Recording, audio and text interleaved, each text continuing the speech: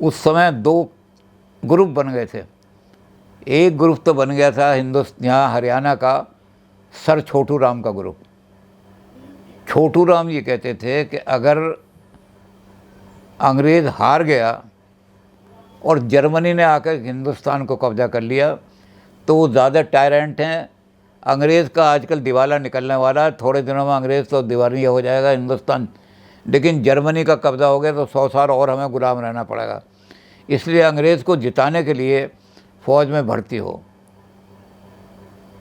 हो जा रे तेरे द्वारे खड़े रंगरूट, यहाँ तो खावे सूखी रोटी वहाँ मिलेंगे बिस्कुट, भर्ती हो जा रे तेरे द्वारे खड़े, यहाँ तो पहने टूटी चप्पल वहाँ मिलेंगे बूट, भर्ती।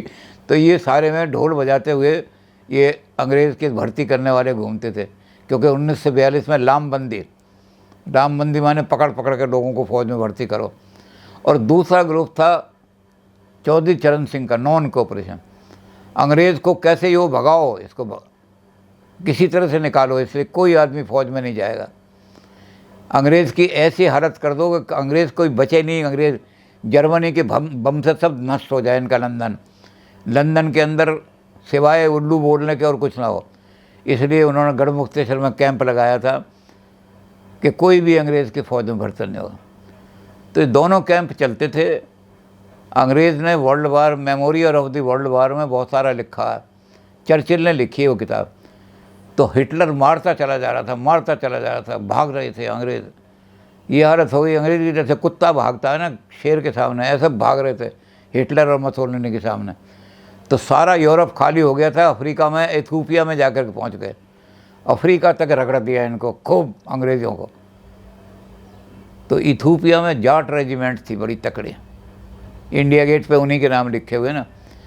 तो जाट रेजिमेंट के बारे में लिखा है कि हमारे जो अमेरिकन मर्सिनरी थे उनका तो ये था कि इतना मक्खन, इतनी रोटी, इतनी डबल रोटी, इतना मीट वहाँ पहुँचेगा तो बैरक से निकल के आएगा बाहर, तब गोली चलाएगा। लेकिन ये जाट रेजिमेंट के लोग थे, ये इनको सूखे चने भी मिल जाएं वहाँ, अगर रसद नहीं पहुँची तो वहाँ जो हमारे एलाइज थे अफ्रीका में, जो हमारे साथ देने वाले थे, वो इनको सूखे चने भी पहुँचा देते थे। तो जाट जो थे उनको खा करके भी, तो जाट रेजिमेंट ने जो मारा इनको मुसोलिनी का, इटली की फ़ौजों को मार मार के ऐसा कचूमन निकाल दिया कि वहीं से हिटलर और मुसोलिनी भागने शुरू हो गए। और उसके बाद यूरोप में आके फिर अमेरिकन और मर्सिनरी ने संभाल लिया। तो हिंदुस्तानी जाटों की बड़ी तारीफ़ लिखी है, जाट रेजिमेंट की बहुत तारीफ़ लिखी है। ये वो जाट थे जिनको सर छोटू राम जी ने कह करके भर्ती हो जा रहे तेरे द्वारे खड़े रहे। तो उनका यही कहना था कि अंग्रेज़ तो भागेगा, अंग्रेज़ तो कमज़ोर हो जाएगा इसके पास, और जर्मनी को अगर हमने बुला लिया तो 100 साल फिर गुलाम रहोगे। इसलिए अंग्रेज़ को जिताओ और जर्मनी को रोक दो, वहीं जर्मनी को मत आने दो। तो जाट रेजिमेंट की बड़ी तारीफ़ लिखी है। जाटों ने मार मार के कचूमर निकाल दिया उसका, हिटलर का भी मुसोलिनी का भी, और फिर से अंग्रेज़ का वहाँ कब्जा करा दिया यूरोप में सारे के सारे।